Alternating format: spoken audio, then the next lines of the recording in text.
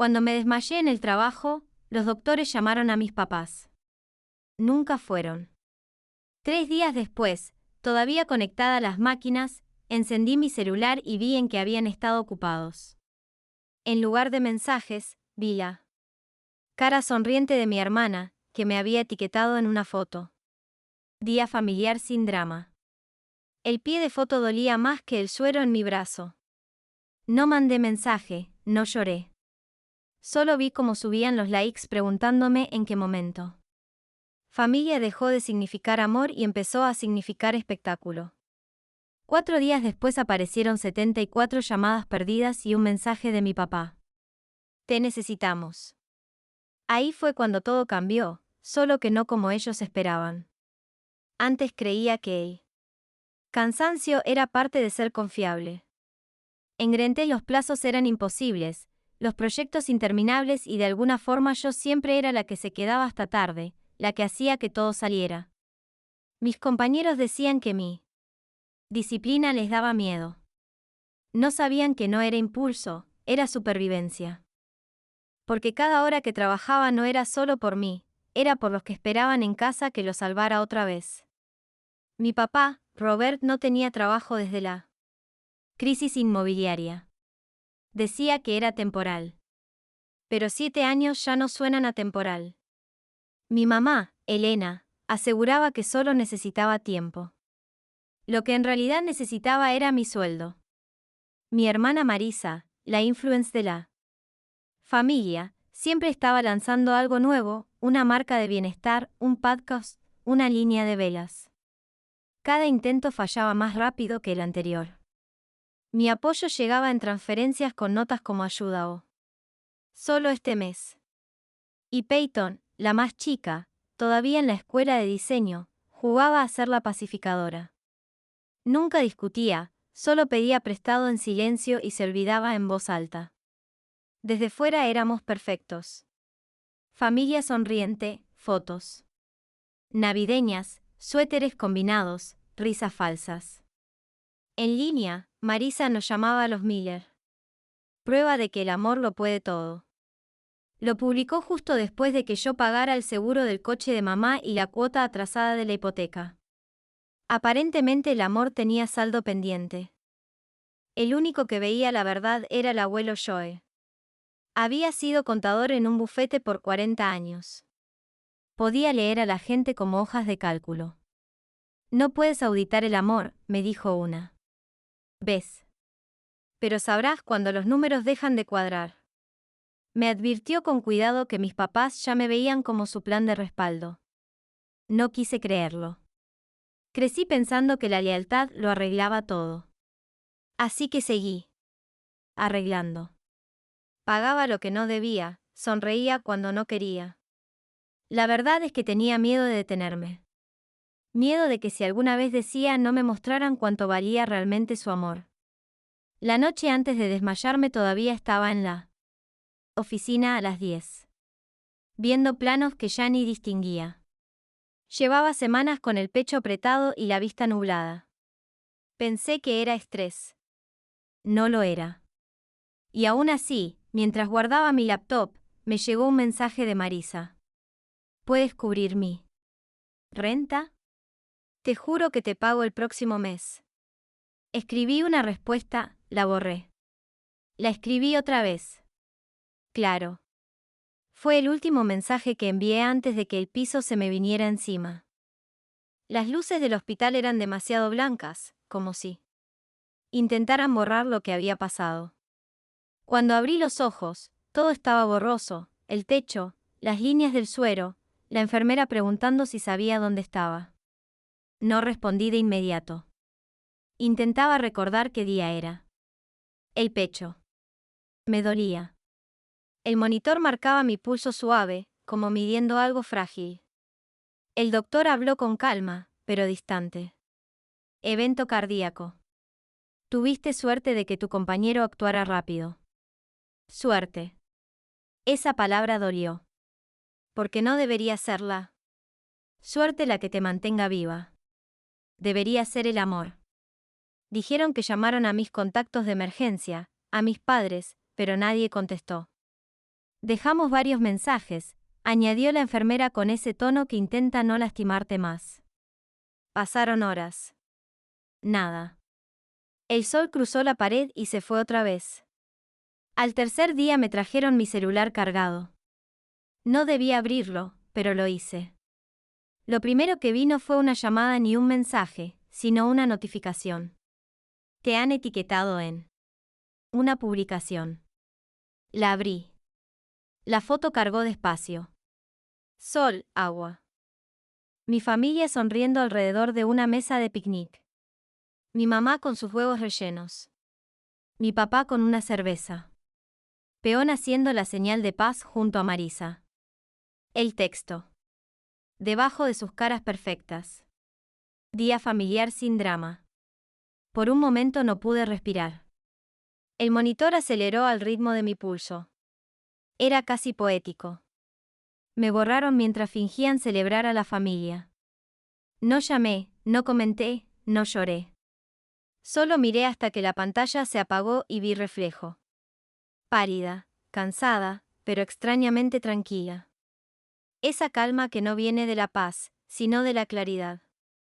Al cuarto día empecé a caminar otra vez arrastrando el tubo del suero como si fuera mi sombra. El doctor dijo que la recuperación tomaría semanas. No sabía que no solo era mi corazón lo que tenía que sanar. Una mañana, el teléfono vibró sin parar.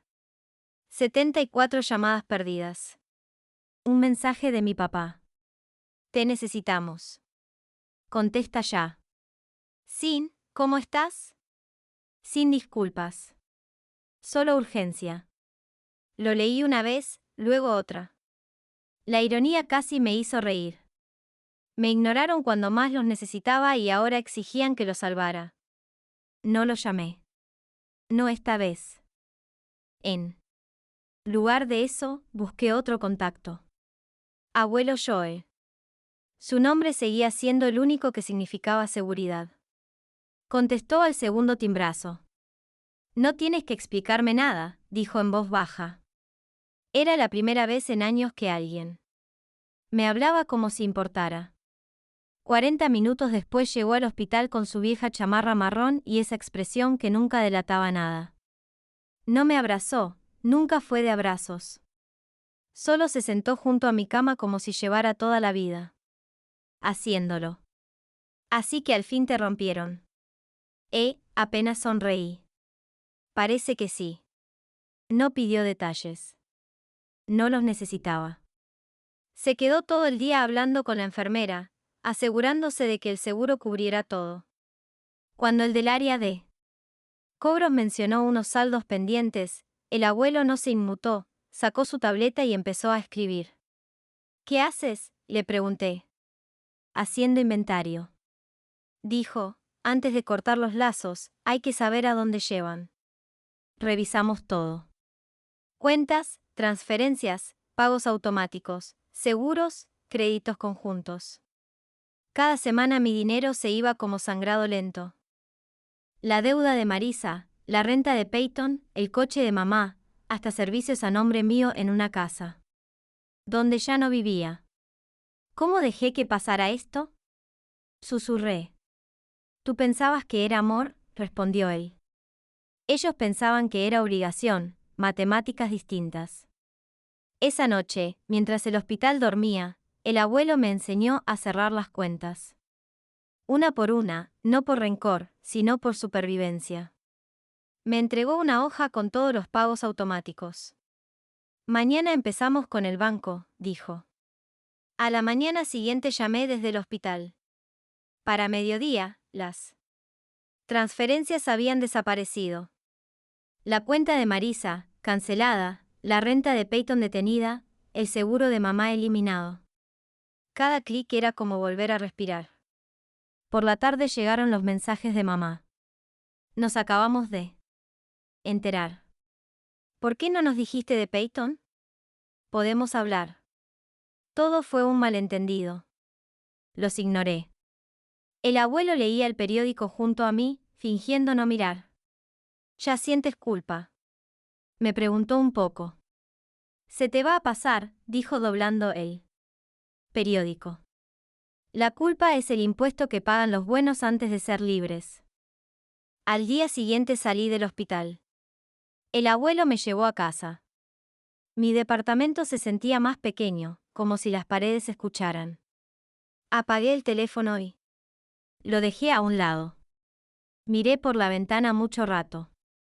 Luego vibró otro mensaje de papá. Esto es serio. Llámame. Todo se está viniendo abajo. Casi sentí lástima. Casi. Habían confundido mi silencio con rendición. No sabían que el silencio era el sonido de alguien recuperando el control. 2 días después estaba en casa del abuelo en Portland. Su pequeño hogar olía a café y madera vieja. Había despejado la mesa del comedor y extendido papeles como un general antes de la batalla. La luz de la tarde caía sobre los estados de cuenta y los archivos apilados, cartas del seguro, estados de cuenta, mis huellas financieras impresas sobre años de silencio y de permitir demasiado. Toda historia deja un rastro en papel, dijo el abuelo Joe. La tuya, solo que en dólares. No se equivocaba. Cuando terminamos de revisar todo, la imagen era clara. No los había ayudado, los había financiado. Había pagado por la ilusión de su estabilidad. Sin mi ingreso, todo lo que habían construido, la imagen, la comodidad, el control, se derrumbaría. Y se derrumbó. Las llamadas se duplicaron. El buzón de voz se llenó con la voz de mi mamá, dulce por encima, filosa por debajo. Ava, cariño, no sabíamos que estabas en el hospital. ¿Por qué no nos dijiste antes? Y luego más baja, casi un susurro. Tu papá está preocupado por la hipoteca otra vez. Preocupado, no arrepentido. Después. Llegaron los mensajes de Marisa, capturas de su cuenta vacía, emojis llorando y un texto que decía, si no arreglas esto, lo pierdo todo. Lo miré un buen rato antes de contestar con una sola palabra. Bien. Luego intentó. Peyton. No soy como ellos. Por favor, no me castigues por sus errores. Casi me reí. Dijo lo mismo cuando firmé como su aval el año pasado. El abuelo Joe me observaba desde la mesa con la comisura del labio temblando, como si ya hubiera visto esa película antes. No te llaman porque les importes, dijo. Te llaman porque están acorralados. Otra vez. Tenía razón. A la mañana siguiente, un coche se estacionó frente a mi edificio. Robert Miller, mi padre, sentado en él. Asiento del conductor mirando hacia mi ventana, no mandó mensaje, no subió, solo esperó como un cobrador esperando una confesión. Yo no bajé. Esa tarde llegó otro mensaje. Estás a punto de destruir todo lo que construimos. Espero que entiendas el daño que estás causando. Todo lo que construimos. Lo leí 2 veces en voz alta, solo para saborear lo absurdo. Se lo mostré al abuelo Joe. Él asintió despacio. Esa frase dice más de lo que él mismo entiende. Y luego vino el vídeo. Marisa lo subió esa misma noche. Un recorrido lento y emocional por nuestra casa de infancia, ahora vacía. La cámara se movía sobre las paredes desnudas y las cajas abiertas, su voz temblando. Se llevaron todo. Y adivinen quién lo permitió. El vídeo cortó a una foto mía. Recortada de una Navidad vieja sonriendo, el pie de foto. A veces la sangre no significa familia. Los comentarios explotaron. Lástima. Compasión, juicio. Influencers lo compartieron. Mi bandeja se llenó de desconocidos llamándome desagradecida. El abuelo Joe vio todo sin decir palabra. Luego se levantó, sacó su teléfono e hizo 3 llamadas. En menos de 48 horas teníamos todo. Papeles de la hipoteca, préstamos vencidos, cargos atrasados. Habían usado el valor de la casa para pagar las tarjetas de Marisa y el negocio de Peyton, un estudio de velas artesanales que nunca abrió. No tuve ni que exponerlos. Las matemáticas lo hicieron por mí. Aún así, presenté el reporte por fraude. El abuelo y su abogado, el señor Kleene, redactaron una orden legal sin contacto, sin suplantación, sin reclamos financieros. La enviamos por correo certificado, una para cada uno. Por primera vez en años, dormí toda la noche. A la mañana siguiente, el teléfono volvió a vibrar sin parar. Por el mirilla de la puerta vi la cara de Peyton discutiendo con él. Guardia del edificio. No estaba en la lista de visitantes autorizados. La vi caminar de un lado a otro con el teléfono al oído, seguramente llamando a Marisa. No salí. Más tarde el abuelo volvió con un sobremanila grueso en la mano. Hicieron una estupidez, dijo. Dentro había impresos correos entre mis papás y un pequeño despacho legal. Leí el encabezado en voz alta. Petición de emergencia para tutela temporal.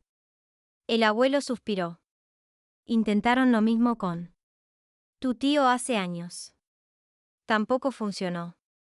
Y no funcionó esta vez tampoco porque ya había movido todo bajo el fideicomiso que el abuelo había creado. Porque mi médico había firmado cartas confirmando mi estabilidad, porque en recursos humanos verificaron que estaba de baja médica, no despedida. Cuando su solicitud llegó al juzgado, la nuestra ya estaba archivada. Su caso murió antes de nacer.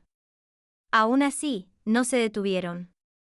Marisa volvió a publicar, esta vez entre lágrimas. La máscara corrida, la voz temblorosa. La salud mental no siempre se ve como uno espera. A veces la gente que amas te aleja. Solo queremos ayudarla antes de que sea demasiado tarde. Su hashtag almohadilla resemporaba. Se volvió tendencia, pero el internet olvida rápido y cambia más rápido aún. Alguien encontró su vieja publicación de día familiar sin drama y la empalmó junto a su vídeo llorando. ¿Dónde estaba esa preocupación cuando ella estaba en el hospital? Decía el texto. La marea cambió de golpe. Salieron capturas de pantalla, los contratos de Marisa, sus posts patrocinados durante mi hospitalización, sus tweets burlándose de hermanos tóxicos. La tienda en línea de Peyton se llenó de comentarios. Los clientes de la corredoría de mi papá se retiraron. Hasta el Facebook de mi mamá se inundó de extraños pidiendo explicaciones. Para el viernes, el pequeño imperio digital de los Miller había colapsado más rápido que sus finanzas. El abuelo Joe me pasó su taza de café. No tuviste que mover un dedo, dijo. La verdad se encargó sola. Esa noche llegó un solo mensaje de mamá. Por favor, ¿podemos hablar?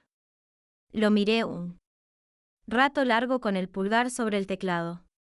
Luego bloqueé la pantalla y la dejé boca abajo. El abuelo leía su periódico del otro lado. ¿Estás bien?, preguntó. Sí, respondí en voz baja. Solo terminé. Pero ellos no a la mañana siguiente, un mensajero trajo otro sobre. No era del abogado, era de mi papá. Un testamento escrito a mano, fechado la semana después de que fracasó su intento de tutela. En tinta temblorosa se leía, en caso de mi muerte, todos los bienes irán a la familia que mantenga la unidad. Ava queda desheredada hasta que se reconcilie. Me reí. Era la misma manipulación, solo envuelta en papel legal. Se lo mostré al abuelo. Todavía creen que quiero algo. Él sonrió apenas. No están acostumbrados a que alguien se vaya antes del dinero. Esa misma noche escribí mi última respuesta, no por mensaje ni en redes, sino a través de mi abogada. Corta, clara. Final. Renuncio a todos los derechos sobre la herencia y solicito contacto cero permanente. La firmé, la sellé y se la di al abuelo. Entrégala el lunes, le dije. Asintió. ¿Y ahora qué vas a hacer? Miré por la ventana. Afuera, la lluvia empezaba a aclarar. Creo que voy a descansar, dije. Tal vez en un lugar más tranquilo. Y por primera vez en años lo decía en serio. 2 semanas después la lluvia se detuvo. El abuelo y yo empacamos lo poco que valía la pena. Conservar una maleta, mi laptop y unas cuantas fotos que aún sentía mías. Manejamos hacia el este rumbo a Colorado. Él quería ver las montañas antes del invierno. No discutí. Solo vi el camino difuminarse. Kilómetro tras kilómetro. El mundo por fin en silencio. La cabaña que rentamos quedaba en una colina rodeada de pinos, sin ruido, sin tráfico, sin familia, solo silencio, limpio y honesto. Ahora trabajaba a distancia para Grinta Hedge, menos horas, sin presión. Mis días empezaban con café negro y terminaban con el sonido del viento rozando el techo.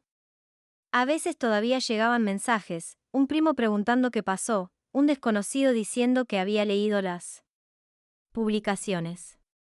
No respondía, no hacía falta. Dejé que creyeran la versión que los hiciera dormir mejor. Mi verdad ya no necesitaba testigos. El abuelo se sentaba junto a la ventana con su periódico, fingiendo no ver que yo respiraba más libre.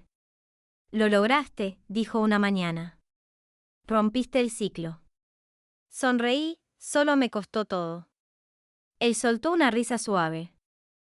Ese es el precio con descuento. Y tenía razón, porque lo que gané valía más que todas las disculpas. Herencias o fotos familiares forzadas. Por primera vez en mi vida no era la proveedora, ni la reparadora, ni la hija que debía todo. Solo era Ava. Viva, libre y sin dueño. Antes creía que el silencio era rendirse, que alejarse era lo mismo que rendirse, pero ahora sé que el silencio puede ser una decisión, una frontera, una paz que no necesita permiso. Mi familia sigue intentando alcanzarme por otros medios, probando si romperé el silencio. Nunca lo hago. Algunas historias no necesitan nuevos capítulos, solo necesitan terminar. Y si alguna vez te llamaron egoísta por poner tu paz primero, ojalá esto te recuerde algo. Elegir la tranquilidad no es traición, es supervivencia. Ellos pueden quedarse con sus publicaciones, su lástima, su versión de la verdad. Yo me quedo con mi calma, mi risa y mi vida. Si alguna vez tuviste que alejarte de tu propia sangre para sanar, cuenta tu historia también. M.